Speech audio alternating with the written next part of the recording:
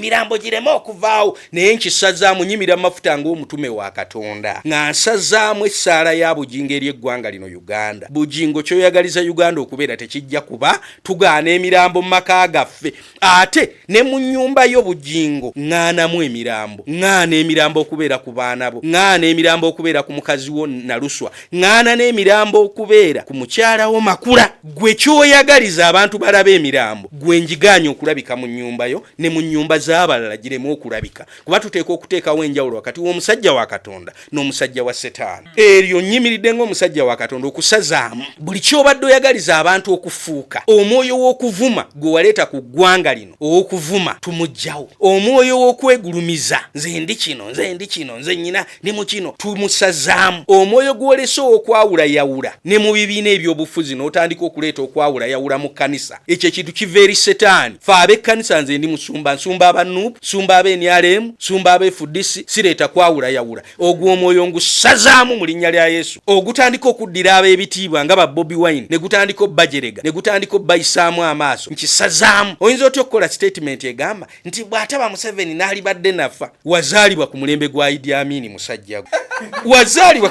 Wazaalibwa ku mulembe gwa Idi Amin. Bw'oba muto oyina emyaka 5 nga mwena.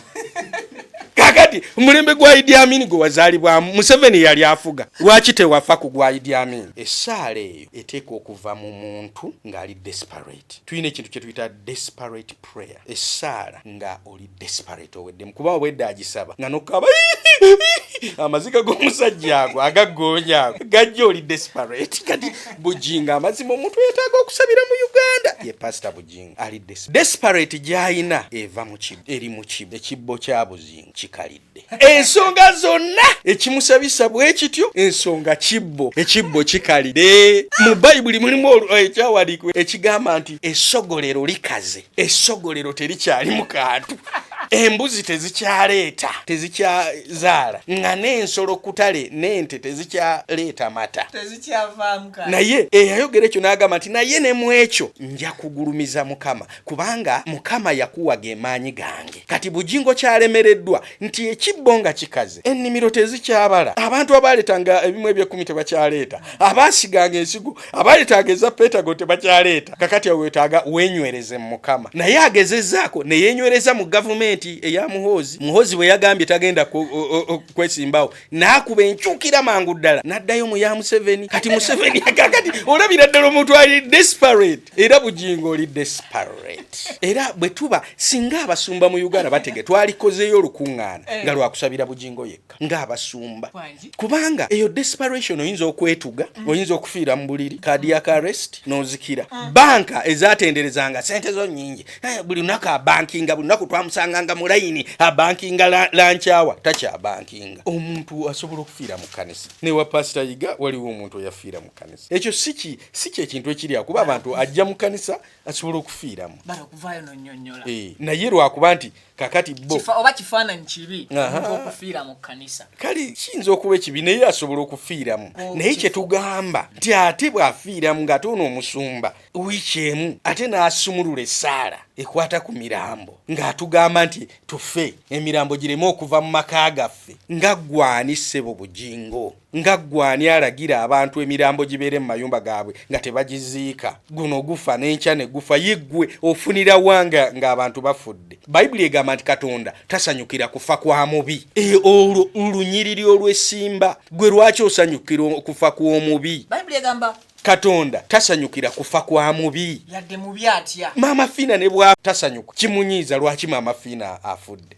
Naye kati gwe Bujingo lwaki osanyukira okufa kw'omubi? Kitegeeza tolina Katonda. Oyo Katonda gw'oweereza kati leka nkutegeeza. Bujingo kyabadde asumulula kati kino nno kiri spiritual.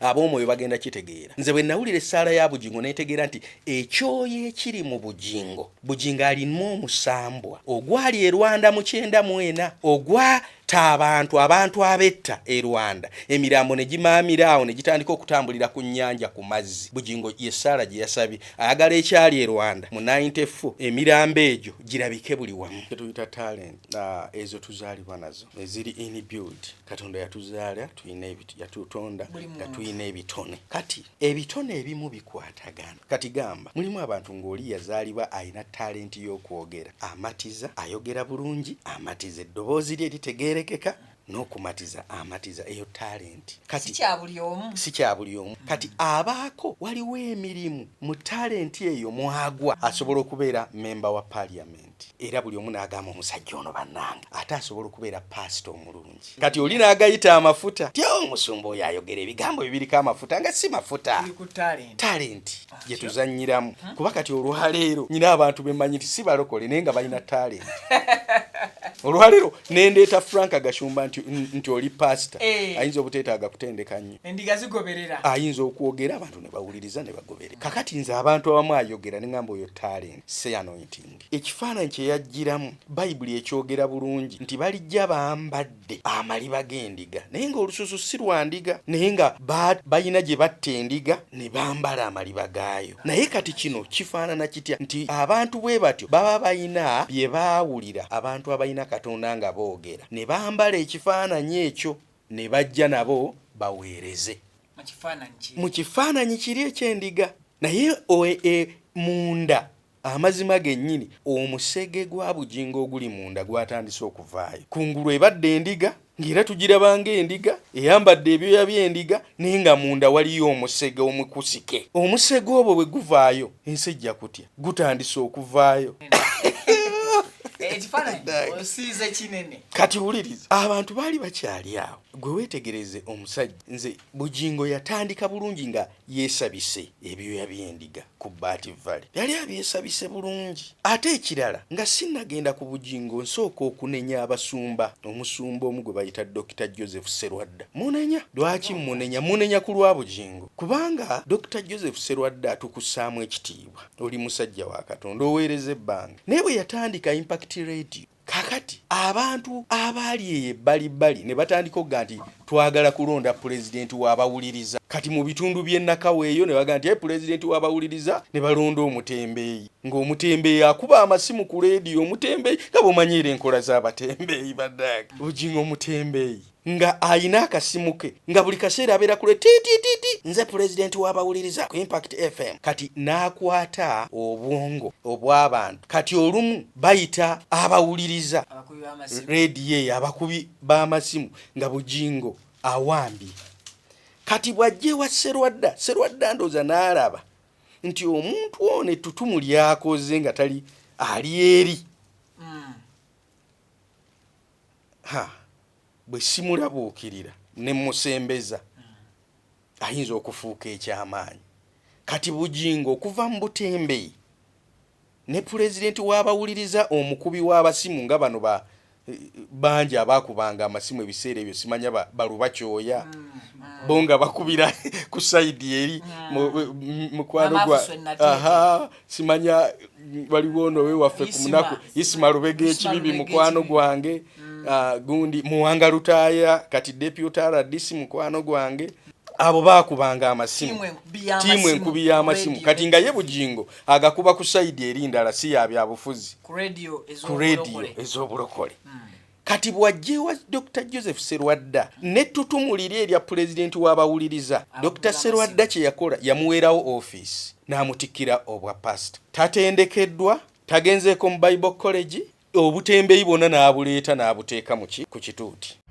Runesa Properties yife bakabaka mu kutunda amataka g'ebyapa n'ebibanja era nga tukuleetedde estates ne properties ez'enjawulo okwetooloola eggwanga lyonna ku ssente ez'owansi okutandikira kakadde kamu n'ekitundu okugeza Nakifuma Kateete 25 ku 5 ku miliyoni 1.5, 5 ku 10 ku miliyoni 6, Namalirika Kuukulu 5 ku 10 miliyoni 6, 25 ku 5 ku miliyoni 1.5. Tulina poloti e Bugema okuliraana emabega wa University 5 ku 10 ku miliyoni 12 zokka n'5 ku 5 ku miliyoni 6 zokka nga kwoteeka mu offices zaffe ensangibwa Kasangati ku 10 okulira na Equity Bank. Tukyalireko leero tukutuusa ku ttaka ly'ekirooto kyo ate ku bbeeyi layisi. Ate nga ku Runesa Properties tukuyambako n'okulaakulanya ettaka lyo nga tukubira pulaani z'amayumba ez'omulembe kwoteeka okuzimbira. Okumanya ebisingawo tukubire ku noti 774 12 07 10 ne ku noti 704 27 41 28. Runesa Properties, let's guide you home.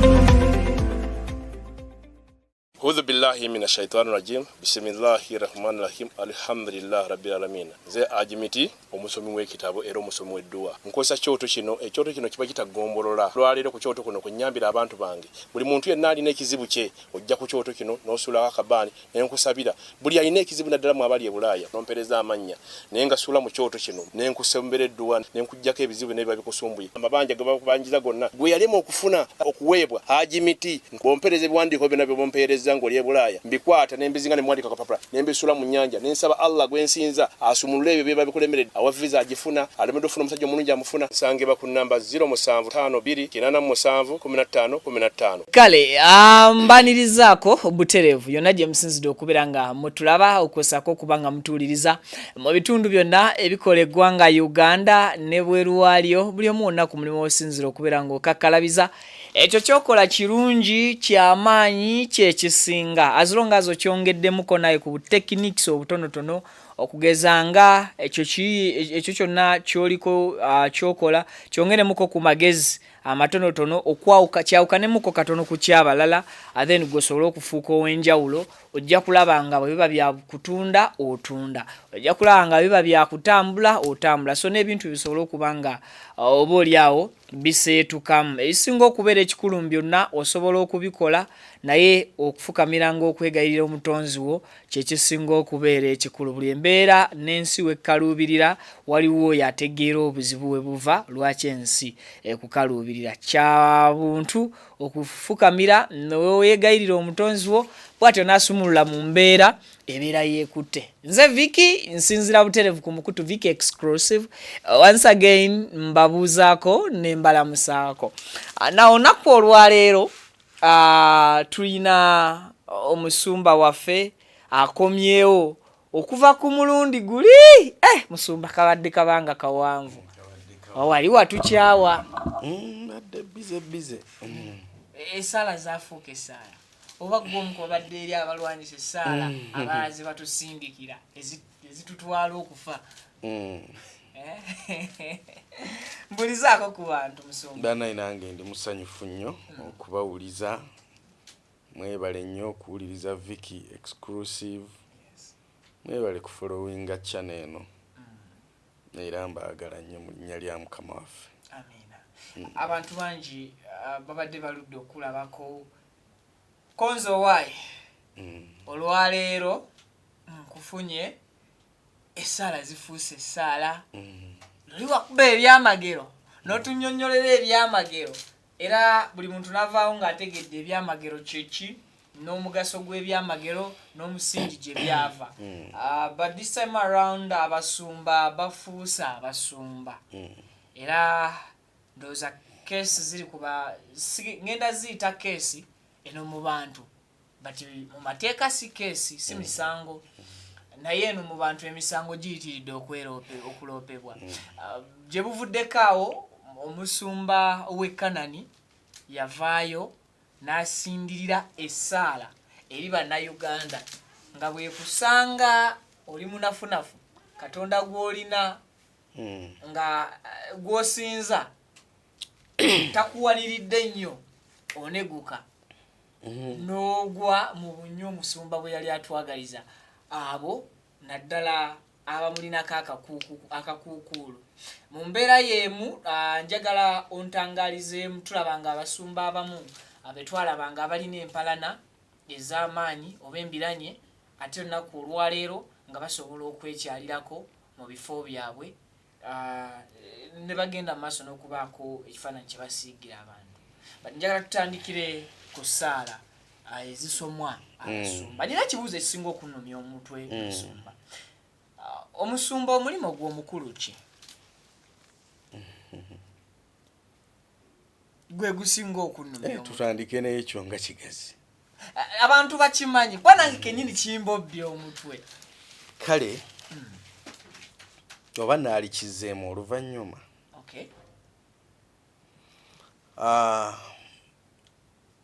naye ekigambo ky'oyogedde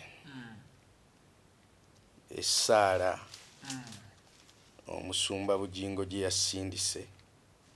yasindikidde abantu kuba teyagisabidde bisolo naye yagisabidde bantu ate ndi musanyufu mukko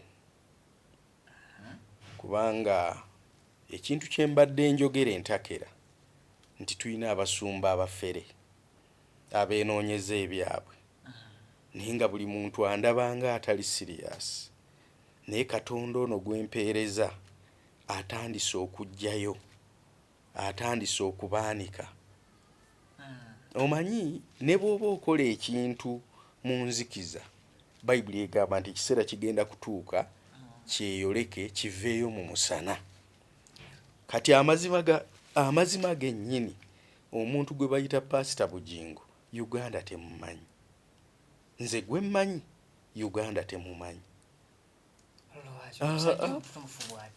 Uganda egenda kutandika okulaba omanyire kankutegeeze kibanga bw'oddira embuzi n'ojambaza empale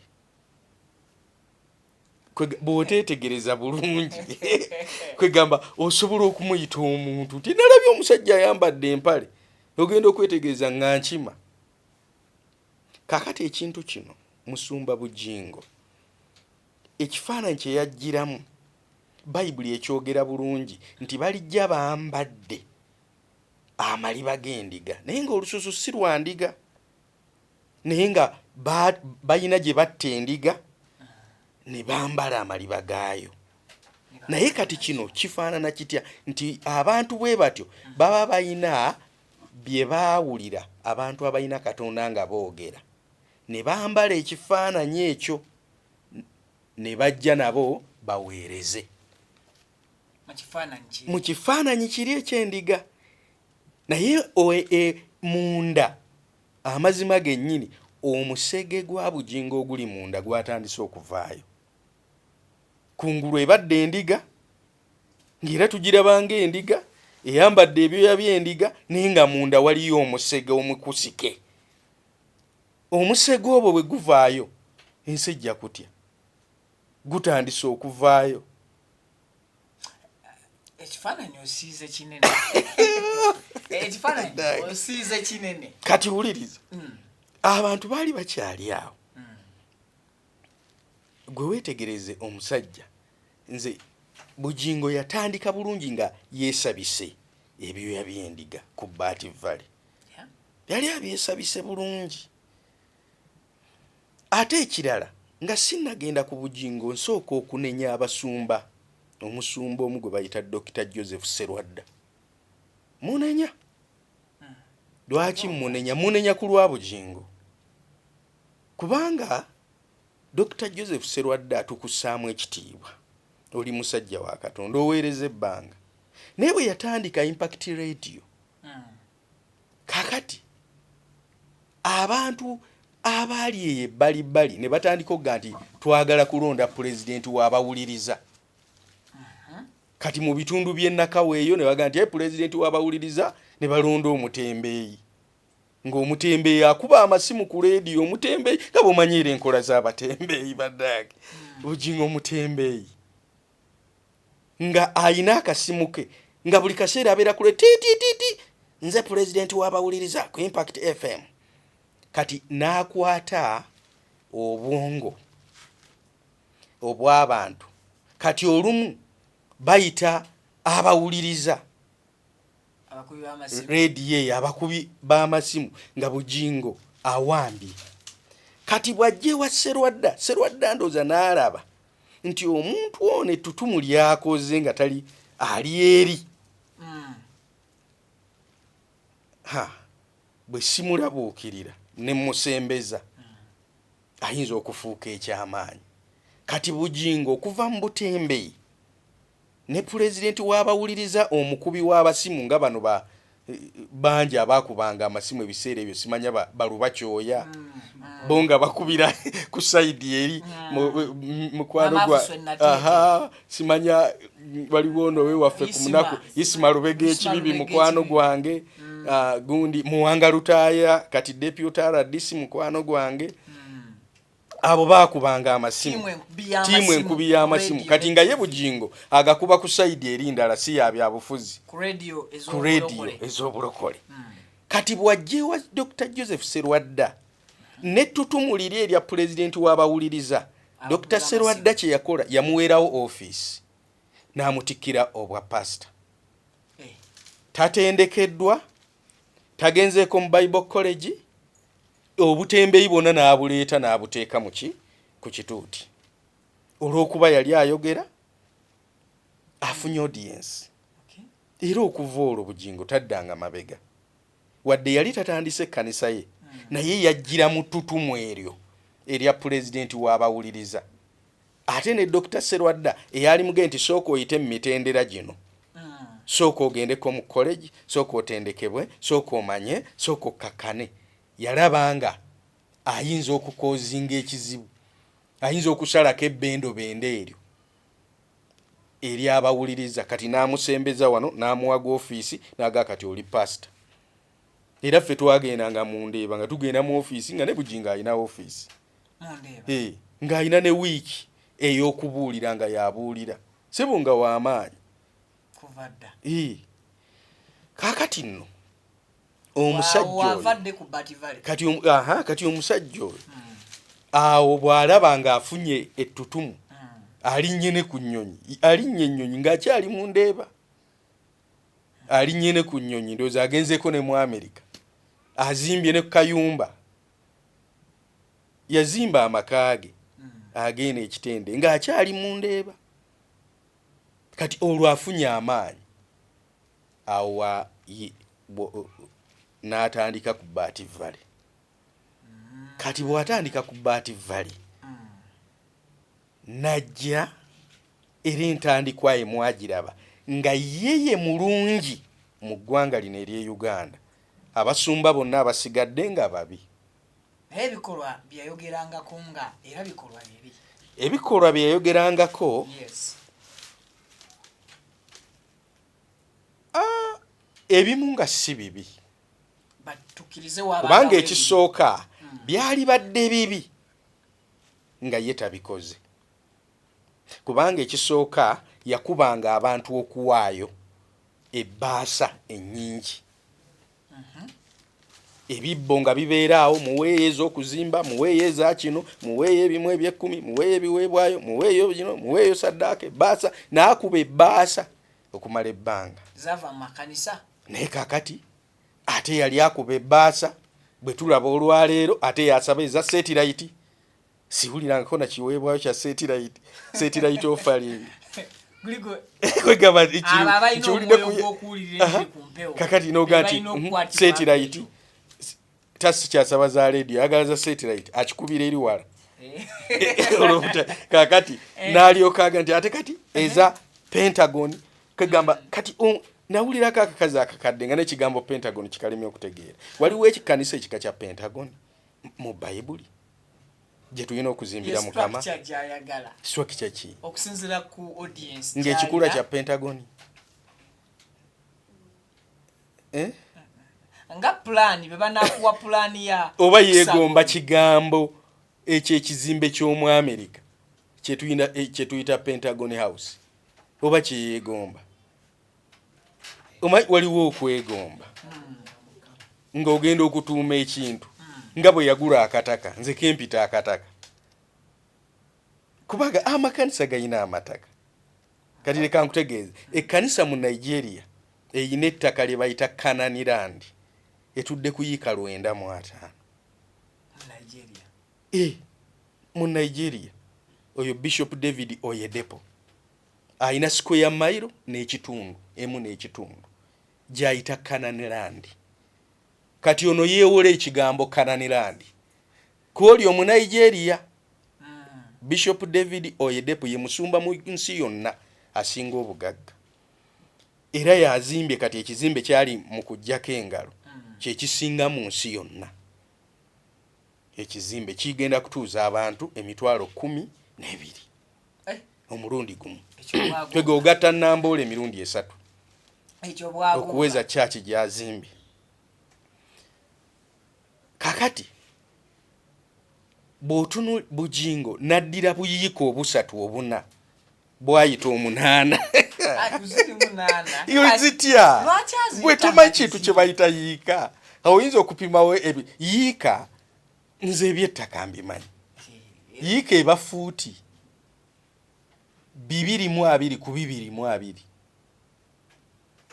1 acre kakati awo osobola okukolawo ebisaawe oba mita 5 ku 100 awo osobola okukolawo ebisaawe 8 ye tenti ze wezitudde ziyinza okubanga zisukka mu yiika emu gomanyi tenti ezituula mu eka kakati sebo awasigadde yiika 8 zibaluddawa tewali baneiba we bali nti wawe ate anabalala awatali wawe kati leka kutegeeza bwagula buyiika obuna naye n'atuuma Kananirandi oli ayina Kananirandi ayinako ekkanisa enkadde etuuza abantu 5,000 kitundu yenkadde gyavaamu kwazimbye ekkanisa empya etuuza abantu 12,000 ayinako university 3 emu bagita Covenant University yemu ku universities ennene ayinako university gye bayita Landmark University erioko esiga ne Makerere Landmark University ku Kananirandi kuliko housing estates eza apartment zo no tambulanga kilomita nga 6 nga amayumba tegaggwayo ayinawo parking y'ennyonyi kubanga ayina ennyonyi 4 oyo omusumba kakati yeyita Kananirandi kati nono n'agulayo akakiribi kettaka newadage abafere bali munsi neraganagerefuse genda mu Lwera genda awantu awanene nedda agenda ekiboga bwe yali agenda okukola amaka lwaki amaka gali ku ttaka eddene erisinga eryekyaki tomanyi enamahausi enamayumba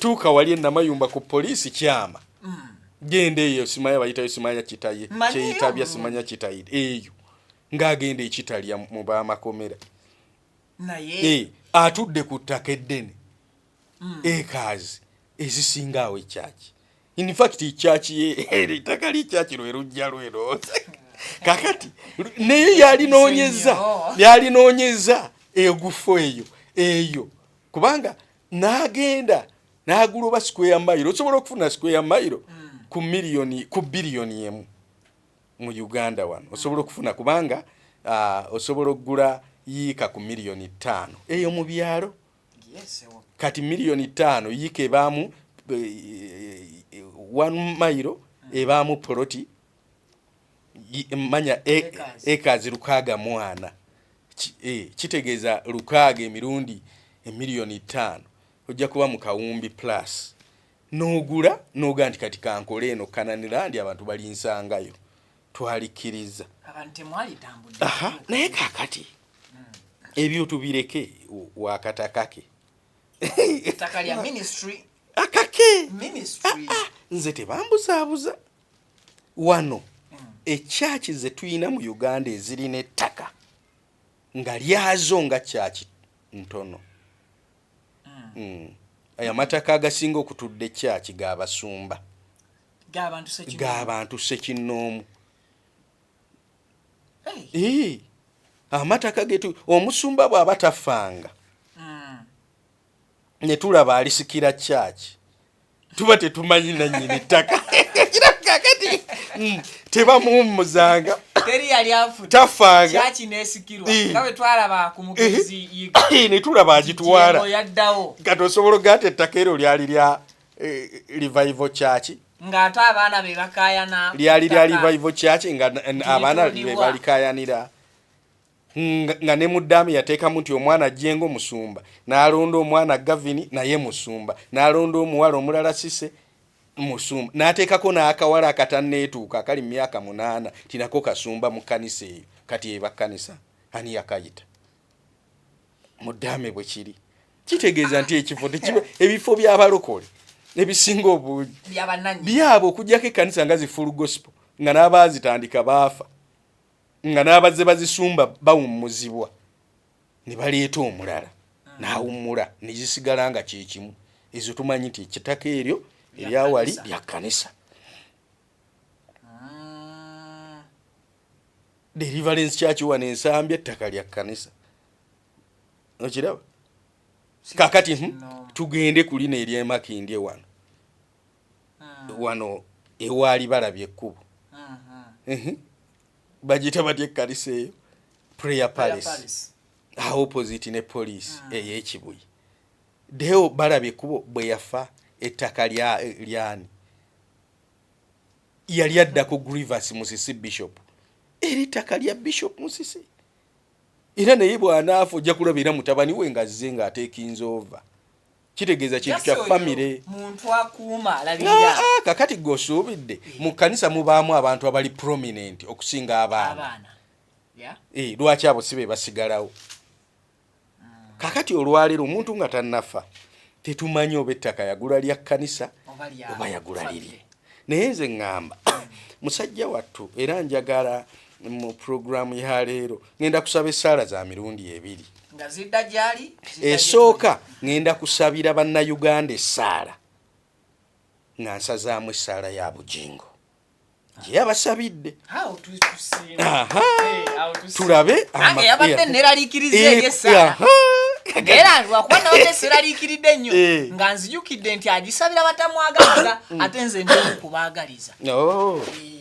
Yali nze nno ndi omu ku be yabasabidde obubi era ayinza okuba yabadde ategeeza nze kubanga mu kusaba essaala yagambye nti waliwo abalikodingisa obusimu bwabwe. Ennaku zino mbadde ndikodingisa essimu nga ndikodingisa essimu n'enjogera ku bimu eby'ekkumi era mbadde nga nkuba bugingo. Era ennaku ezo yogerako ku bimu eby'ekkumi ng'alinga ayanukula nze. Kati era yakoze statement nti buddeeyo ne bulikodingisa obusimu bwabwe kubanga oba okitegeera nti ono yalikodingisiza ki simu. Ate nze mbadde nkikola okusinga ng'ate nkola ataaka gyali nti kino kyakola kikyamu. Obadde ng'okola ataaka kulye oba obadde nga olongoosa nga nnongoosa biki byayogera era nga naye ŋŋamba nti awo omusajja ono mukyamu mwegendereze.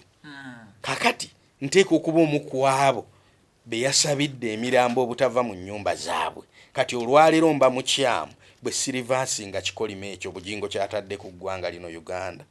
Era mu programu eno nja kukola essaala esazaamu essaala ya bugingo. Nabadde nkubuuza. Kakati ate ekirala kubanga essaala endala ey'okubiri gye nja okusaba mu programu eno nja kusabira bugingo ng'omuntu. Bugingo ennaku zino bambi yeetaaga okusabira. Bugingo tali yekka.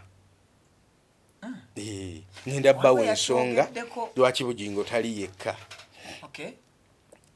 So kakati amazima gali nti waliwo ensonga. Omanyi abantu bano abalokole bano basaakaanya bano bo tebanarayizinga bintu kababeere baso. Boolulaba omuntu ng'atambulira mu kimotoka ekinene ekiringa omuzigo okiraba akagukupangiso galewo kwegamba n'alabanga omuntu ali mu suuti ayogera ku TV yalowooza nti birungi. Ekintu ekiri kumbobya omutwe ebiseera ebisinga lwaki buli church okusingira ddala ekkanisa z'abalokole bwe zimerukawo zizimba TV ne radio?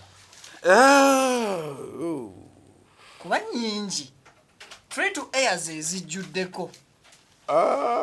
Kati waliwo mu ggwanga lino ekyaki ekyali nto ate obuto buno eremeddwa okukula.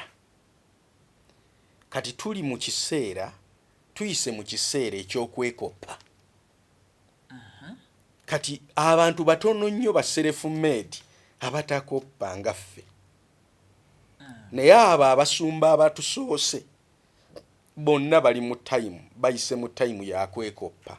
Gundi akoze kino nange nja kikola, akoze kino nange nja kikola. Lwaki akola kino, lwaki ansinga, lwaki kyovola bantu kakati n'ebisaawe mu Uganda ebijjuza ku 31st tebizze lwa kulungamizibwa kwa Katonda wabula okwekoppa. Ti Dr. Serwadde obajjuza Namboole nange kankwate nakivubu mujjuza nange kangende kololo wajjule. Era abamu balimirira ne bannaabwe najja nagamba ekisaawe kino kankipangisa emyaka 7 nga temukkirizaamu omuntu mulala era abo abeekwata ebisaawe babipangisa ebbanga ddene okulemesa abalala. Atako mbadde sikagende. Kati olaba Bugingo bwe yagenda okubuukinga Kololo oba Namboole nga bakugamba mu buukinga. Teri agenda kubuukinga Kololo asatumurumu oba Namboole nga mupya.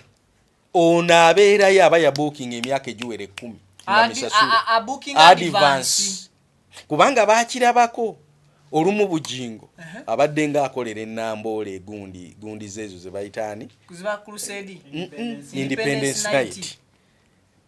Naye bagamba opponent we Ssenyonga Apostle Ssenyonga Jackson n'agende Namboole n'abaganja sente njazikubisaamu emirundi egi n'asasula emyaka mingi era wagenda okulanga awamatuseeyo agiziza ku kyaki si birungi. Competition eba y'amaanyi omwoyo oba okulungamizibwa kw'omwoyo baba kuvuddeko. Kati omuntu akoppa munne kyova olaba era ogenda okulaba wano Dr. Serwadda yasooka 31st kati buli kanisa eyina kakati gundi n'akola 77 dogs embwe 7 ono omusajja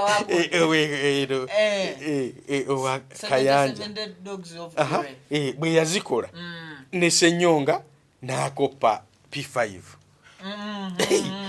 nadda mu primary 5 kakati ne batandika okwekopa ng'ono byakola n'oli byakola kakati naye kali mu science 77 dogs of glory P5 kali mu ku science kakati ono yakola P5 kakati buli muntu awo n'atandika okukolayo ekintu awo kale ekyo bwe kiggwa ekyo ng'okitadde awo kakati olaba omutume Jackson Ssenyonga yasooka okukola radio ey'abalokole mu Uganda top ye yasooka mu 90 oba ki top nkadde pakiti mpya ne kakati oba 97 oba 9 bakadde ddala basajja bakadde abo Apostle Ssemambo baani kati n'abasooka okubuulirayo abaabuulirangayo era abo bakiganda baayinangayo program babangamba bakadde byadda kakati so yasooka okukola bw'akola abantu ne batandika jjukire ebiseera ebyo ogikola zaali tezinagenda ku digito byanalogo nga bitwala sente nnyingi olina okuzimba omulongooti olina okukola kibiki era omusajja abakya n'akola ne top television nayo si ya digito yasookera mu eri analogo. Bano bonna abasumba abala bakoledde mu digito ekyangu buli omu asobola okukola TV naye eyaluli yali tekoleka kati twalina TV emu gye bayita lighthouse nga abasumba kwe babuulira naye nga ya muzungu si ya muddugavu wano kati Ssenyonga n'aleeta ey'omuddugavu wano ng'erina bwayise mu mazzi wano yasooka kubeera mu makaage oba Bukoto awo bwe twagendanga ku top radio bw'agijjayo n'agiwa matula n'agiteeka ebwayise kakati asumba bonna ne babeerako ne program kakati olwo buli musumba naga nange njagikola tandiko kyepikira era bonna ne bakyepikira radio ne batandika zikola impact nebaawo muni nebaawo bonna ne bazikola kakati ne wajja revival nti TV zigenze ku digital awo ne gujja bagira kuba ebiseera by'okutandika nga n'owa $5,000,000 TV eraba egenda kumpewo kubanze yiga twabeeranga naye nga mukwano gwange TV twali twakagisa $1,000,000 ngeri kumpewo eraga kati nga kyangu kati awo abantu ne batandika okukola zi TV competition kyali kirungi okubunyisa ekigambo kya Katonda naye ate kiina advantage ne disadvantage. What are the advantages to sokezo? Advantage nti omusumba yenna bw'abeera ne ka TV ke akake aba afunye wabuulirira ekigambo buli waayagalidde, buli waafunye okulabisibwa. kati kizibu nnyo omuntu alina ka TV ke obutaba na kyaki waakiri ekitono ng'erimu abantu 5. Kizibu okusanga omuntu alina TV eyiye nga mu saavisi ye temuli bantu 5. Kubanga jjukira abantu bano buli lw'obayita mujje abajja luli ne bwe baba tebaasanga kyamagero waliwo abaatuninze ewiiki eno nga gwe mulundi gwabwe ogusooka nga 10 kati n'ofunako 3 njagendewo omusumba ono wadde bali tebyabakolera naye olw'okubeera continuously kakati oyo sa aleetera omuntu okuowninga ki TV. Kakati disadvantage buli omusumba yenna abaali ku TV ku mulundi guli baali oyina access okubeera ku buli TV gy'oyagala bw'oba toyina yiyo. Naye kakati disadvantage nti omusumba agenda n'abanga ka TV ke kayina abalaba 2,000 nga n'omukutu gwo guno ogwa Viki gusinga ka TV ke guyina TV gye gusinga. Kati nga bw'ogenda n'okukolayo program oti ng'abaakulabye awo babadde 2,000. Kakati kyokka ate omusumba olw'okuba okola TV eyiyo oba tokyayagala genda ku Bukedde, tokyayagala genda ku TV ndala kubanga oyina eyiyo. Kati n'ozibikira emikisa emiwaatu egya TV ziri ennene ezikusinga nga tebajja kukumanya. Kati ne weekolera kakiriikiko akaabawuliriza akatono n'oba nga tojja kkula nga bwe waalikuze. Y'ensonga lwaki abazungu abatusinga kati Joyce Meyer omukyalo oyo ayina ministry genda otege ku TV buli lw'onootega ku buli TV ojja mulabako kubanga tayina yiye asasula ebibanja bingi ne bamulaga. Naye kakati bw'oba oyagala kulaba Kiganda oyinza okugenda ku Star TV oyinza okugenda era ojja kunoonya Kingdom TV kwali. Bw'oba oyagala kulaba Kayanja era oyina munoonyeza ku Channel 44. Bw'oba oyagala Bujingo tojja genda ku Bukedde era ojja genda ku Salt kubanga Bukedde n'ogivuma agivuma. Kakati ate nga yalina audience by the time we yatandikira nga yetaaga that audience yalinga ku radio kyeyo gye yaliko omusumba Bujingo yatandikira ku radio ku TV ku Bukedde TV agataliko nfuufu ng'aline ku radio baddembe obaki yalina waliwo radio awo kwe yali n'akwata. Kati olwaleero aba ku kike naye ekike gosubidde abantu kakati olwaleero kati nze ndwawo gamba nti kanteke Salt njagala koki njiri ki kwega ndwawo nyina ebintu ebimu byesitega okujja nga nsanze abaana bagiteze nenda Salt sisuubirako mawulire gendaba nga waliwo aga NTV tosobola ganti essaawa emu kandaba aga Bujingo ndeka aga NTV. Kakati otunula ebintu ebyo gati tosobola waliwo ebintu byolaba nti omuntu yeeteeka mu gundi ye mwaja. The advantages ez'omusumba oba ekyaki okwekola. Kakati olwaleero omuntu bw'akola TV tulaba nti aba w'amaanyi naye aba yeerimitinze yeesala olw'abantu abangi abali ku channels endala. Y'ensonga lwaki kati olwaleero eno social media eri effective than television mainstream. Kubanga lwaki wano abantu ku masimu teweetaaga gamba nti ngenze ku Salt ogenda okulaba scrollinga bwati ng'agwa ku muntu. Kitegeeza nti kati okukola TV yo tekirina makulu nga n'akola TV ne Bujingo bye tuwulira byayogera ne Saala bameka wano abaawulidde Saala ya Bujingo nga bagiwulidde ku TV ye. Gwe wagirabidde ku TV ye? Era nange nze nagirabidde ku simu. fena abasinga bitusanga wa aha kitegeeza nti kubanga kati n'aba TV obazi Nabo. social media handles olumala okukola program eyo ku TV immediately nga bagiteeka kitegeeza olwaleero lwaki ntikka abantu omugugu ogw'oku sesonda sente za TV za satellite ate nga bajja kundabira ku busimu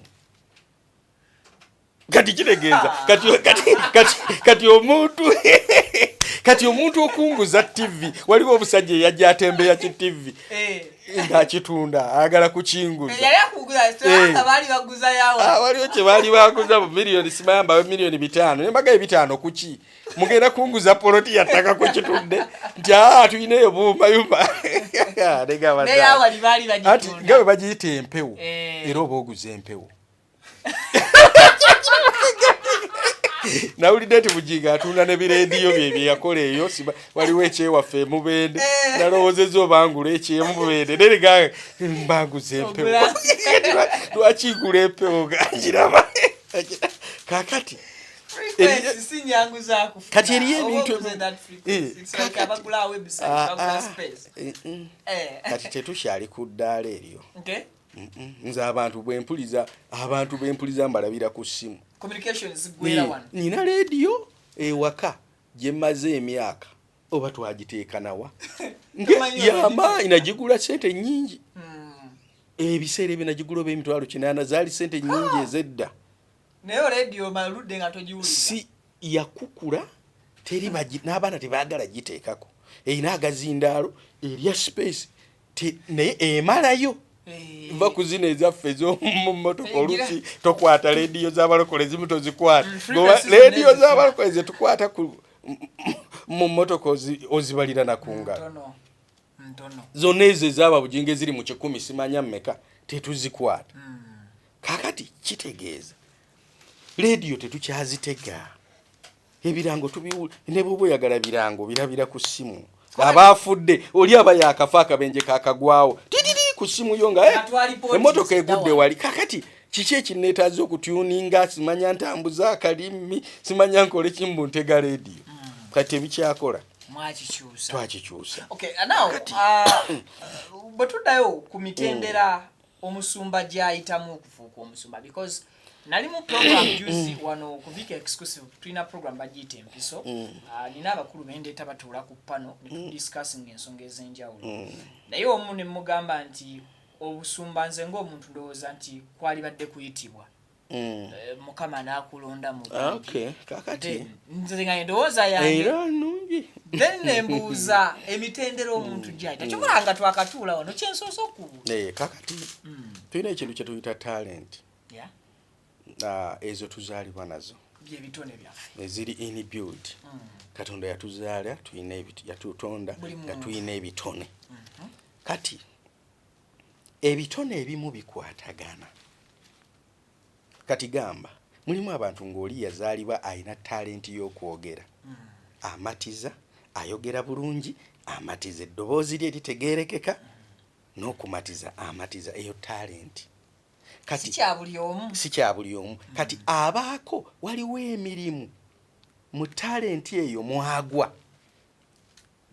asobola okubeera memba wa parliament abantu ne bamuwulira era buli omu n'agamba omusajja ono bannange ate asobola okubeera pasita omulungi ekigambo nakyo kati oli n'agayita amafuta tyo omusumba oyo ayogera ebigambo bibiriko amafuta nga si mafuta talenti gye tuzannyiramu kuba kati olwaleero nyina abantu bemanyi nti si balokole naye nga balina talent olwaleero nendeeta Frank Agashumba nti oli pasita ayinza obuteetaaga kutendeka nnyo endiga zigoberera ayinza okwogera abantu ne bawuliriza ne bagoberera kakati nze abantu abamu ayogera ne ngamba oyo talent say anointing kakati talent ezo zetuyina zetuzaalibwa nazo bwe busobozi abilities ezeekwese muffe kati ebiseera ebisinga bwe tugenda okukuguka oba okusoma ekintu abamu basoma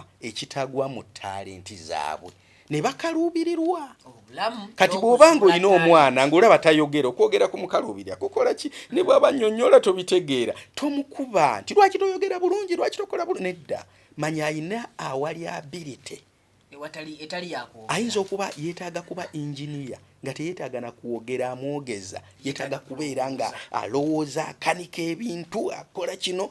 Kati ate gwe n'omuteeka mbu oyagala abeere omusumba oba omusomesa. ako kalimo Steve. So kati bwe tumanya obusobozi bw'abantu, kati nze waliwo abantu abamu betugaa nti balina okuyitibwa okwa Katonda nga tebakuyina.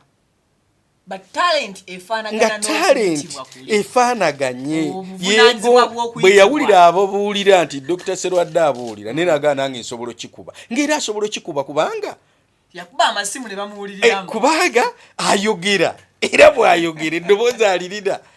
Kakati kiringa olwaleero nyina kwaya mu kkanisa. Juliana bw'ajja ne yeegatta ku kwaya yange mutendeka.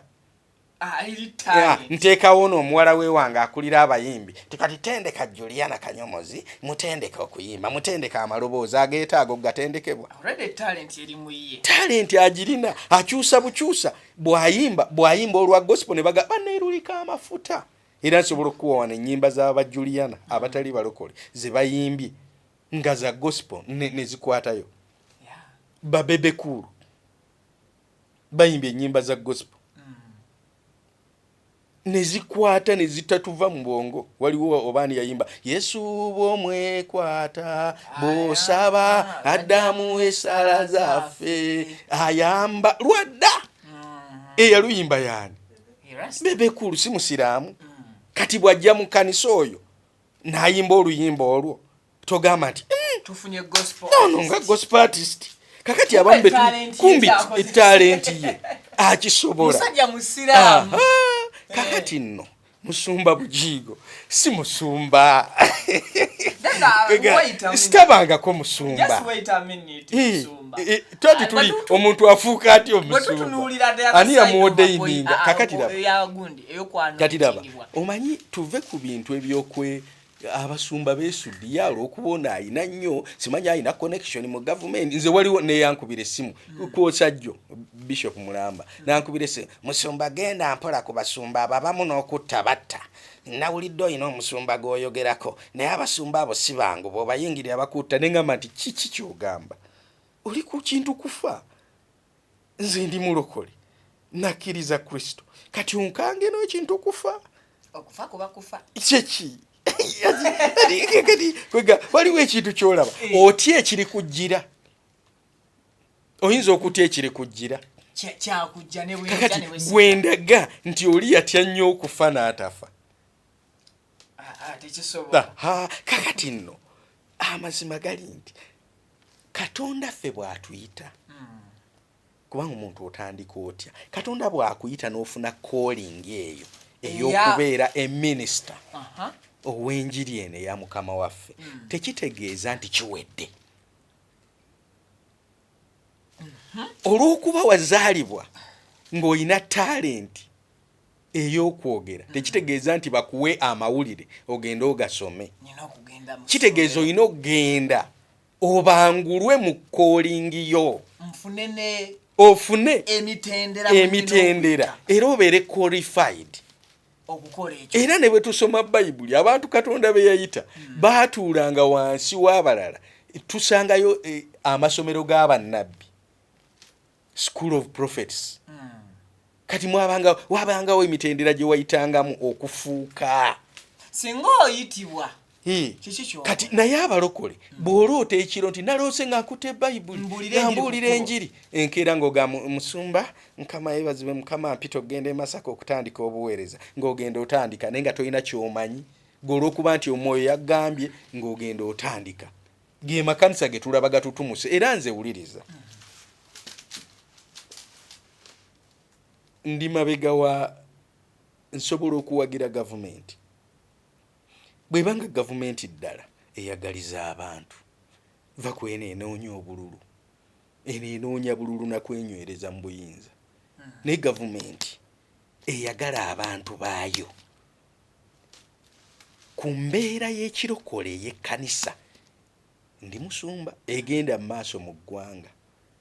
Abasumba beetaaga okuddamu okwarenjingibwa obulungi basunsulwe ng'e Rwanda bwe kikozeddwa basunsulwe abatali basumba baddeyo balime mu nnimiro zaabwe baddeyo bakole ebintu ebirala baddeyo batembeye tuddeyo tukole ebintu ebirala abala badde kakati naye mbutuufu si buli muntu atandise ekkanisa tulikuba watandise ekkanisa nti musumba nina mukwano gwange yaŋŋamba alina ettaka nangamba Viki jangu tutandike yanga Viki ogenda kumpa platform nze ntandike ettaka kanisa naye nga musiraamu naye mugamba muganda wange Faruku sigenda kikola kati nze akubuulira kino wange Faruku nkwogedde nagaana natandikira mu mbeera eyo naye nabwe nakira netandika okugendako mu college ezimu nansoma ne wenjogerera kati olwaleero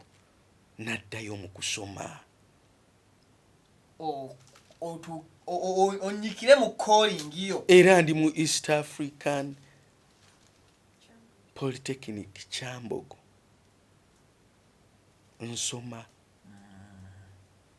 nsoma degree yange mu theology era omwezi guno gwennyini nina okukola presentation mbadde ku research wa kuwandiika bitabo 7 ne bw'olabye nga mbuze tondaba ebitabo bimmalawo sikunoonya sikufuna ebitabo bimmalawo nakati ku makyankedde mu byo ndaba ennaku zinzigwako kubanga naddayo mpandiise ekitabo ekikwata ku theology ey'omusumba pastoral theology mpandiise ekikwata ku Bible survey mpandiise ebitabo ebikwata ku kubuulira n'ebirala kakati kitegeeza va ku bino ebyabugingo byagenda ewase sibaya ewakayuwa university etamanyikiddwa nawulira baga ati babisazizaamu kakati gwe osomayo ddi osomayo ennaku 2 tibakuwadde diguli nebandayo ebintu bino kakati atulage ku research gwe yakola kubanga genda otulage kuba tosobola mu theology oyina okubanga oyina research gwokoze nyina bensoma nabo kati nga bo bakola doctorate naye bayinza omuga agenda owandiika ekitabo kya page 9 gomanyi ekitabo kya page 9 n'otoba nakyo kubanga tojja tebajja kuyita dokita va ku bino ebya handling nga badokita baserwadda ndowooza baba handling nti oli dokita gundi dokita Kiganda ennaku ezimpulira kati ye dokita Kiganda kuba ne mukazi we dokita Sindi kati dokita Kiganda bakubira obwa dokita bwebatikkira agagoyi naye olina okubeera dokita ng'obisomye nga bwe banajja ne mugundiyo ne mu office bajja kulaba nga ebitabo research ze wakola biki bye wakola biri wali kati nga Pastor Kayuwa okusoma okubeera Professor Kayuwa si kwa kiwani kwa ddala ntukiraba kutuukayo nawe okulaba nti kwekwo so bino ebyo so kakati bw'omala okuyitibwa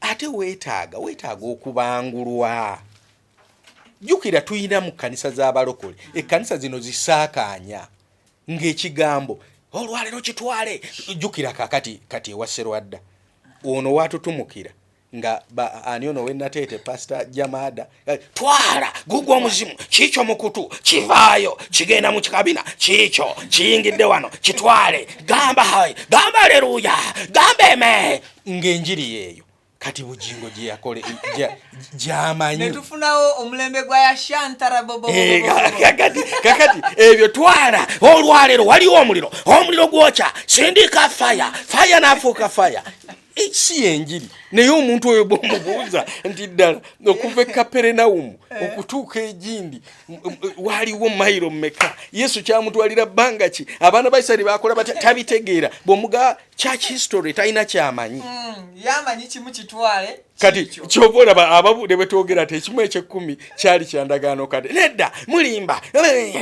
nebeeka n'oga nti mpaayo ekyawandiikibwa mu ndagaano empya nga waliwo abaakiwa ate ogenda okulaba ng'akusomera Malaki muleete ekimu eky'ekkumi mu nnyumba ya Mukama mmere nsimanya njabba nenya njabba kuba ekikolimo kuba temukireese olw'okuba baagala okwegaggawaza eyo tetujja gendayo naye ndi ku bugingo bugingo si musumba kakale sala wadde ayina ekkanisa kati leka nkutegeeza tekitegeeza nti bw'okuŋŋaanya abasi kwegamba buli muntu yenna goloza buli muntu n'atalina nsonga asobola okuŋŋaanya abantu kati leka nkulage koni yakuŋŋaanya abantu ekibwetere yakuŋŋaanya abantu naye ng'agenda booki yayokya 1,000 naye nga bonna abamatizza era nga bamukkiririza bwe baba abantu ono omusajja eyeeyita Katonda ono yafa omwana amusikire bana bambala ebyeru ow'obusobozi Bishaka ayina abantu abasinga ndooza abakayanja oyo Bishaka juzi mu covid yaleeta oba miliyoni 600 bantu bajje ennaku ezo bamuleetera ebirabo nti tuzza okwebaza omwana yaddawo ne baleeta ow'emitwalo 55 miliyoni 600 bamuleetedde ku birthday kire ayina abantu abatayinaayina kakati kitegeeza nti okukuŋŋaanya abantu si ye Katonda si kyekiraga okuyitibwako kubanga ne kamiliyoni Kenzo bw'agenda Namboole asobola okujjuza ne bakuŋŋaana era nga bamwagala ne bwaga kamiliyoni nga bw'ayimba abuuka ne yeesuula ne bamukwata ne bamuwanirira okwagala kwe tulaga kamiliyoni tetunnakulaga bugingo ssebo tannakutuuka akere ku machamu overnight oba kati Bobi Wine tumuyite ki bamubake bw'abanga kale okukuŋŋaanya abantu kubanga Bobi Wine yafuna abantu emiliyoni eziwera 4 mu kulonda okuwedde 3 oba 4 miliyoni kati tulina omusumba wano ayinza okubwako akalulu miliyoni 4 mu Uganda ne zimuwa obululu taliyo kati kitegeeza bwe kuba kuŋŋaanya abantu kati Bobi Wine abeere bishop oba abeere archbishop kakati nze bwe ndaba abantu oba 2,000 ate abantu abamu tubala bubi oli agenda nayita nalabye abantu emitwalo nga nga batudde wa bugingo wa balimba gwegenda olaba obutebe nga babupanze obale obutebe 15,000 omanye omugugu gwe bwogenda mu dduuka buli obutebe 100 olaba nga edduuka erijjudde kakati okuŋŋaanya abantu n'omusiru abakuŋŋaanya nze abantu benti abamu omuntu ajja n'aleeta obulibaliba obw'emmondo obwaki n'abuteekaawo n'akuŋŋaanya abantu omusamize ogenda okulanga abantu bakuŋŋaana mwekasubi awo ng'akatale kaweddewo ng'abantu bali awo batunuulira mu kyando kakati nno kankubuulire oba ntandika essaala akadde kagenda katubuukako naye nga tonnakuba ssaala kutomera ssaala nkadde abantu sooka oba analyzingira essaala eri kyebadde etegeeza kati essaala eno kuba bangi twagitiire kati nze ngenzeeko mu ssomero lya psychology ate ndi analytical nkola analysis ku bintu ebimu nze bwe mpuliriza ne bwe gabeera amawulire sirabiraawo nga bwe gazze nzira emabega waago ne ngamba naye mu critical thinking ekyo mwe tukituukako n'ogamba kandowooze critically ku ssaala ya bugingo essaala eyo eteekwa okuva mu muntu ng'ali desperate tulina ekintu kye tuyita desperate prayer essaala nga oli desperate oweddemu kuba obwedde agisaba nga nokaba amaziga g'omusajja ago agagoonya ago gajja oli desperate kati bugingo amazima omuntu yetaaga okusabira mu Uganda ye pastor bugingo ali desperate so essaala ye gwe wagiwulidde nga desperate gy'ayina eva mu kibbo eri mu kibbo ekibbo kya bugingo kikalidde ensonga zonna ekimusabisa bwe kityo ensonga ekibbo kikalidde mu Bayibuli mulimu ekyawandiikibwa ekigamba nti essogolero likaze essogolero terikyali mu kantu embuzi tezikyazaala nga n'ensolo ku ttale n'ente leeta mata tezikyavaamu naye eyayogera ekyo n'agamba nti naye ne mu ekyo nja kugulumiza Mukama kubanga Mukama yakuwaga emaanyi gange kati Bujingo kyalemereddwa nti ekibbo nga kikaze ennimiro tezikyabala abantu abaletanga ebimu ebyekumi tebakyaleeta abasiganga ensigo abaletanga eza Pentagon tebakyaleeta kakati awetaaga wenywereze mu Mukama naye agezezaako ne yenywereza mu gavumenti eya Muhoozi Muhoozi bwe yagambye tagenda kwesimbawo n'akuba enkyukira mangu ddala n'addayo mu ya Museveni kati Museveni kati olabira ddala omuntu ali desperate era Bujingo oli desperate era bwe tuba singa abasumba mu Uganda batege twalikozeeyo olukuŋŋaana nga lwakusabira Bujingo yekka ng'abasumba kubanga eyo desperation oyinza okwetuga oyinza okufiira mu buliri cardiac arrest nozikira banka ezatenderezanga sente zo nyingi buli lunaku abankinga buli lunaku twamusanganga mu layini abankinga lanchawa tacha bankinga manchi ekitegeeza abakozi agenza abasala ku mulimu bakendera ekintu kyeyongera kukakana ne yenywereza mu gavumenti nga manyi banaamuwa bakoma kukuwa kamotoka vuge motoka nabo bayina ebyokukola tebajja kuzimbira Pentagon kati zigera ziggwawo tezikyajja yeteeka ku gundi kati TV okubeera ku kisowaani omanyi sente zosasula zino ez'abasumba abala teziriyo ku bisowaani ne TV ogibeeza ku kisowaani omwaka sente osasula nnyingi ku kisowaani okwo kakati byonna ebyo atuuka n'awuliranga bimusimbye bati kakati agenda okuwulirawo ka vidiyo nga nalikodinzeeyo abo bayaye temuddayo kuwa kimu kya 10 bajja kubabba kati ngagakazanye kano kambeeredde ki gara ya atakaka gemaziga kati bwe buzigo obwo agamba bafe kabife byabika embuto emirambo tegigwenga mu nyumba zaabyo kyokka ye wiiki ewedde omulambo gwali mu kyaki wiiki ewedde banyulula omulambo muki mu kyaki omanyi buli kyotya Bible ega nti omubi kyatya kiri mu jjira wiiki ewedde omukazi yafiira mu kyaki ya Bujingo ne bakukusa omulambo ne bagusuula emulago si alleged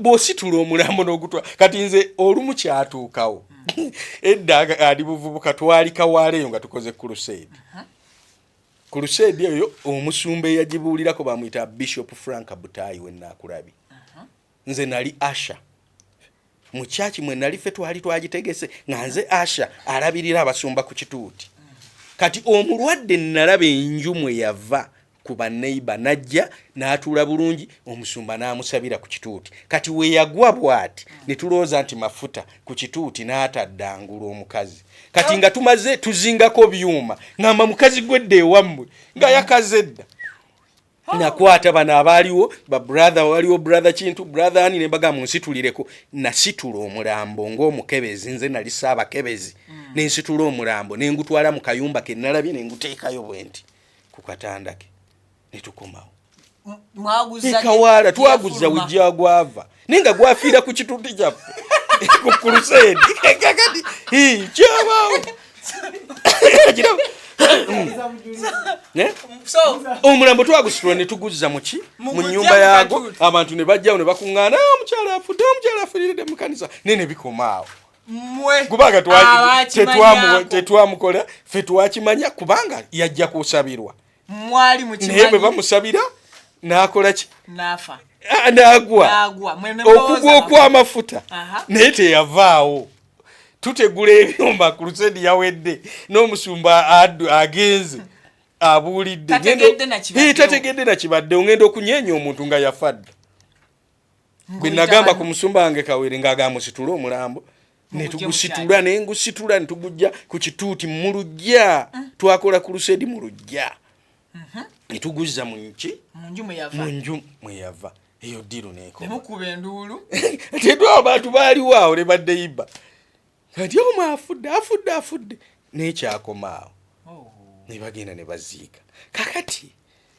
omuntu asobola okufiira mu kkanisa ne wa pasita Yiga waliwo omuntu eyafiira mu kkanisa ekyo si ekintu ekiri akuba abantu ajja mu kanisa asobola okufiiramu barakuvayo nonyonyola naye lwakuba nti kakati bo oba kifaananyi kibi okufiira mu kanisa kale kiyinza okuba ekibi naye asobola okufiiramu naye kyetugamba nti ate bw'afiiramu ng'ate ono omusumba wiiki emu ate n'asumulula essaala ekwata ku mirambo ng'atugamba nti tufe emirambo gireme okuva mu maka gaffe nga gwani ssebo bujingo nga gwani alagira abantu emirambo gibeere mu mayumba gaabwe nga tebagiziika guno gufa n'enkya ne gufa yeggwe ofunira wanga ng'abantu bafudde bayibuli egamba nti katonda tasanyukira kufa kwa mubi olunyiriri olw'essimba gwe lwaki osanyukira okufa kw'omubi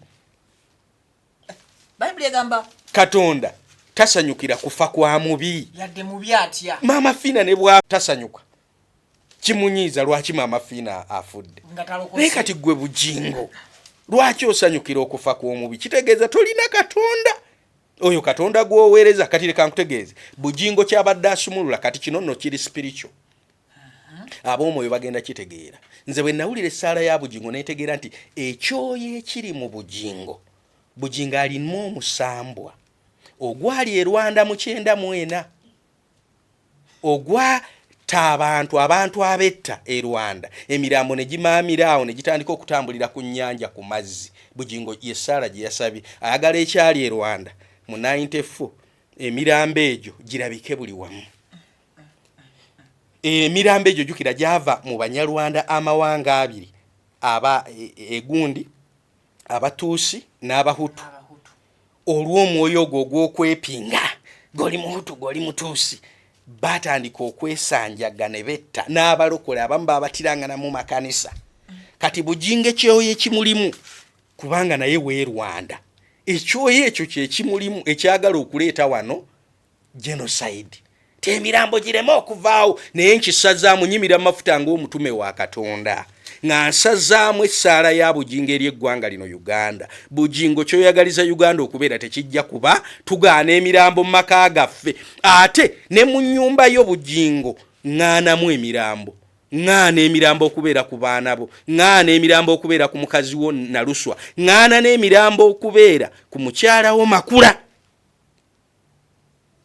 gwe kyoyagaliza abantu balaba emirambo gwe njiganya okulabika mu nnyumba yo ne mu nnyumba z'abalala giremu okulabika kuba tuteeka okuteekawo enjawulo wakati w'omusajja wa Katonda n'omusajja wa Setaani eryo nnyimiridde ng'omusajja wa Katonda okusazaamu buli kyobadde oyagaliza abantu okufuuka omwoyo w'okuvuma gwe waleeta ku ggwanga lino ow'okuvuma tumugjawo omwoyo w'okwegulumiza nze ndi kino nze nnyina ndi mu kino tumusazaamu omwoyo gw'olese okwawula yawula ne mu bibiina eby'obufuzi n'otandika okuleeta okwawula yawula mu kkanisa ekyo ekintu kiva eri Setaani fe ab'ekkanisa nze ndi musumba nsumba abanuupu nsumba ab'NRM nsumba ab'FDC sireeta kwawula yawula ogwo omwoyo ngusazaamu mu linnya lya Yesu ogutandika okuddira ab'ebitiibwa nga ba Bobi Wine ne gutandika obbajerega ne gutandika obbayisaamu amaaso nkisazaamu oyinza otya okukola statement egamba nti bw'ataba Museveni n'alibadde nafa wazaalibwa ku mulembe gwa Idi Amin musajja ggwe wazaalibwa ku mulembe gwa Idi Amin bw'oba muto oyina emyaka 5 nga mwena kakati umulembe gwa Idi Amin gwe wazaalibwa Museveni yali afuga lwaki tewafa ku gwa Idi Amin kakati Katonda tegeera nti yakufuga Katonda yakubeezezaawo Katonda yakuyambi nsekedde musala musonyiwe era mu linnya lya Yesu nsazaamu buli muntu akwata essimu ye n'olikodinga ebikwata ku Pentagon nsazaamu ekyoyo kye bakusindikidde mu nnyumba yo ekyoyo kya accident ekyoyo ekyo byonna nsaba bisazibwemu ate ne bujingo nyimiranga omusajja wa Katonda bujingo tewatandikira mu bubi bujingo tewatandikira mu bubi naye obutamanya obutasoma n'oteyongera mu kusoma n'obutamanya bye bikutawaanya kyovola wawayo kya ne Bayibuli naye nsazaamu ekyoyo kyoyagala okusiga mu baana ba Katonda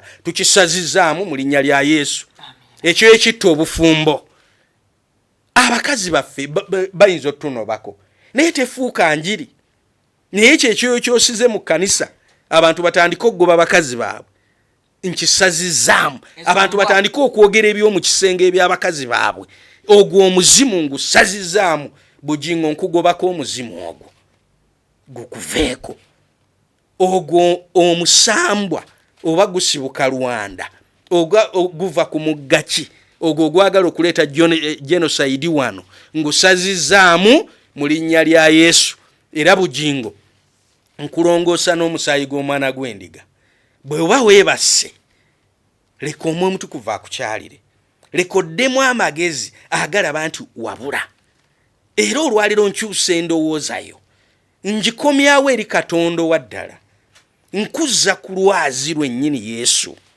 beera n'omutima gwa Yesu okuva leero era nkugaana okufa wadde gwe wasabye okufa nkugaana okufa Bugingo beera mulamu otegeere Katonda beera mulamu olabe Katonda beera mulamu n'abaana bo bakulabe bali be waleka bakulabe be wayogerako obubi basigale nga bakulaba era nsaba n'okutabagana wakati wo n'abaana bo kubanga Bayibuli egamba nti mu nnaku ez'oluvannyuma ndikomyawo omutima gwa taata eri abaana nkusabira omutima gwo gukomewo eri abaana bo gukomewo eri ezzadde lyo gukomewo eri amaka go gukomewo eri buli muntu yenna waakiri bwe kiba kiganye nkusabira obeere n'abakazi babiri okusinga okubeera n'omu Susan Makula nkusabidde obeere ne bakazi bo babiri kuba ojja genda mu ggulu nga ne bakazi bo babiri obalina toleka mukazi wo yasooka okusinga okuleka oli nodda ku ono bonna beera nabo nsabidde otabagane ne mukazi wo ombereberye atalina kye yakkola naye obeere nayo ogende ekitende osulengayo ogabe ennaku naku 3 ozibeere ekitende naku 3 ozibeere enama house namayumba waakiri kubanga abasiraamu bangi betuli nabo nenga balungi balabirira amaka gaabwe kati gwe lwaki okusinga okuleka famire ye eribeera ne famire zo bbiri obirenga Ibrahimu obirenga bangi ba Yakobo waliwo n'ekinumi omutwe musumba esaala ewedde ndowooza mu linnya lya Yesu nywezezza esaala eyo amina kiwedde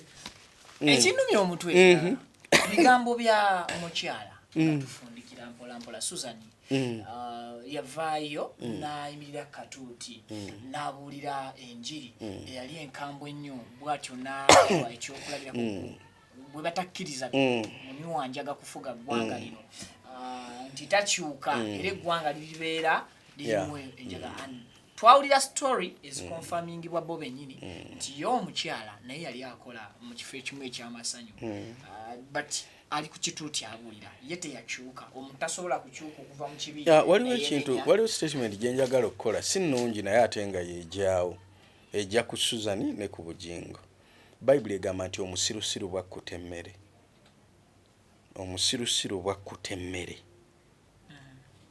bwe buzibu obwo bubaawo ekyo kitegeeza ki nti omuntu yenna kati Susan nga bw'omulaba embeera gye yalimu eri bw'awasitooleze kati olwaliro emyaka mitono nga yalinga CEO wa radio ne TV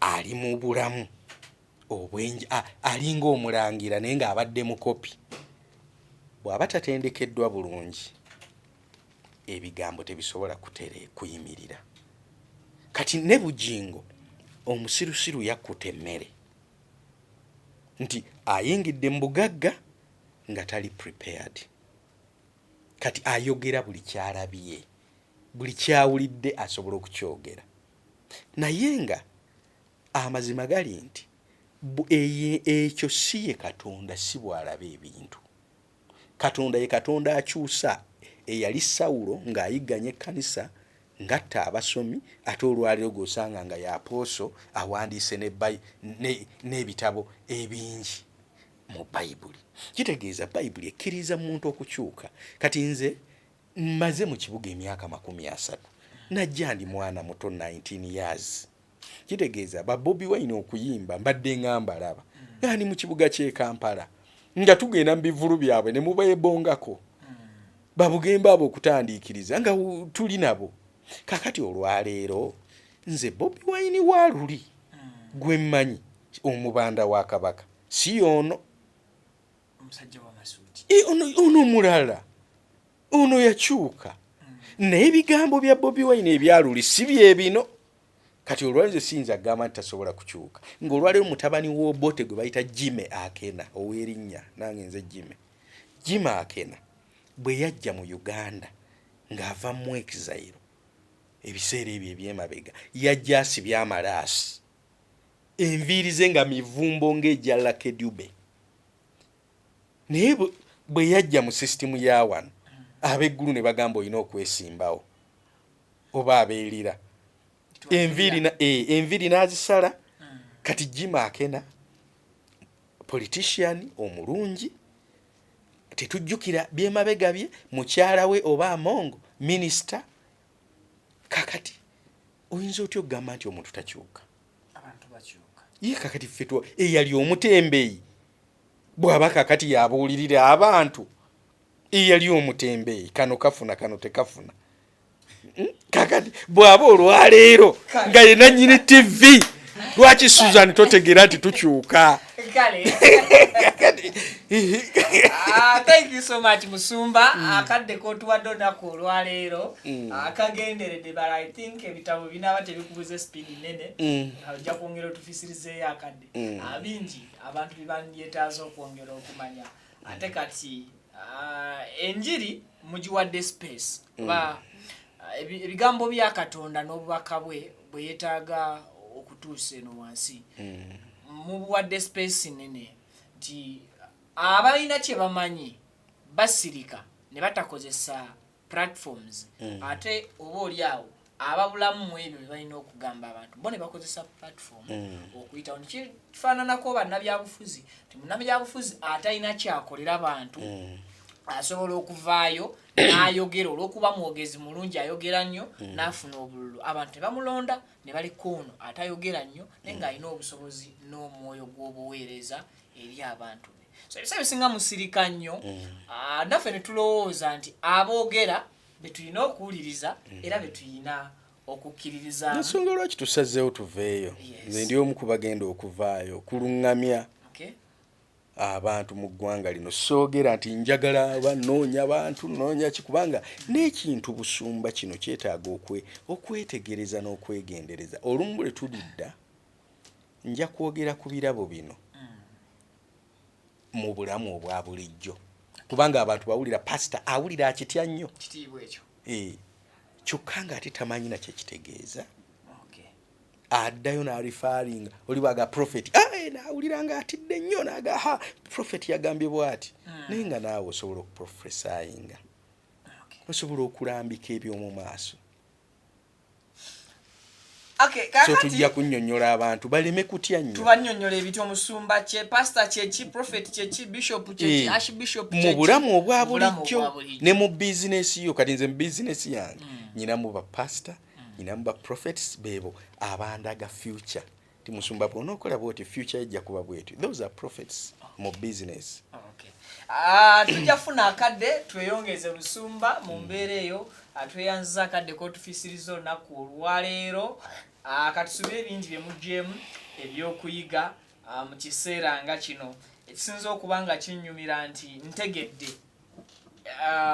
ekigambo kuyitibwa okufuuka omusumba na singa oba oyitiddwa kiki ky'osobola okukola okubeera omusumba w'ebiseera eby'omu maaso ebitangaavu n'otafuukira abantu kizibu. So thank you so much. Wabula ate awali bababiri oba abasatu ndiba mu masekkati gaabwe bigambo biva mu bwa Katonda. Abantu essaala omusumba ze yasabye beekuŋŋaanyiza nga nabo basabazidde gyali. Katonda taawulirize nnyo abana abagenze beegatta mbukundi na essaala zaabwe n'aziwuliriza nnyo okusinga ey'oli eyayimiridde omu. Nyina enjogera gye njogera era mpandise n'akatabo n'ekiteekamu nti Katonda takuwa ky'osaba. he cannot give you what you are asking for. He can give you what you can manage. Katonda tasobola si buli kyosaba ndi Katonda akikuwa akuwa ekyo kyosobola. Kakati ne bw'osaba ebiri Mukama mpe ennyonyi tosobola gimanaginga tagikuwa si musiru. Kati tojja kusabira bugingo kufa oba essaala okumuddira ng'ate Bayibuli yeekugambye Katonda agatasanyukidde kufa kwa mubi kitegeeza tajja kukikola. Kale tweyanzege bingi ebikira kwebyo bikyajja omukutu baguyita Viki Exclusive. Ndoza tusinkane mapesi endala nyingi zikyajja mweraba. Runesa Properties yife bakabaka mu kutunda amataka g'ebyapa n'ebibanja era nga tukuletedde estates ne properties z'enjawulo okwetola eggwanga lyonna ku ssente ez'owansi okutandikira kakadde kamu n'ekitundu okugeza Nakifuma Kateete 25/5 ku miliyoni 1.5 5 ku 10 ku miliyoni 6 Namaliri Kakuukulu 5 ku 10 miliyoni 6 25/5 ku miliyoni 1.5 tulina poloti e Bugema okuliraana emabega wa University 5 ku 10 ku miliyoni 12 zokka na 5/5 ku miliyoni 6 zokka nga kwoteka office zaffe esangibwa Kasangati ku 10 okulira na Equity Bank tukyalireko leero tukutuusa ku ttaka ly'ekirooto kyo ate ku bbeeyi layisi ate nga Runesa Properties tukuyambako n'okulaakulanya ettaka lyo nga tukubira pulaani z'amayumba ez'omulembe kw'oteeka okuzimbira okumanya ebisingawo tukubire ku noti 774 12 07 10 ne ku noti 704 27 41 28 Runesa Properties, let's guide you home. A'udhu billahi minash shaitani rajim. Bismillahir rahmanir rahim. Alhamdulillah rabbil alamin. Nze ajimiti omusomi w'ekitabo era omusomi w'edduwa. Nkozesa kyoto kino, ekyoto kino kiba kitagombolola. Lwaleero ku kyoto kuno kunnyambira abantu bange. Buli muntu yenna alina ekizibu kye, ojja ku kyoto kino n'osula akabaani ne nkusabira. Buli alina ekizibu naddala mu abali e Bulaaya n'ompereza amannya. Naye nga sula mu kyoto kino ne nkusembera edduwa ne nkujjako ebizibu n'ebiba bikusumbuye. Amabanja ge bakubanjiza gonna gwe yalema okufuna okuweebwa ajimiti ng'ompereza ebiwandiiko byonna bye bompereza ng'oli e Bulaaya mbikwata ne mbizinga ne mwandika kapapula ne mbisula mu nnyanja ne nsaba Allah gwensinza asumulule ebyo bye babikulemeredde awa visa agifuna alemedde ofuna omusajja omulungi amufuna nsange ba ku namba 0752 887 15 15.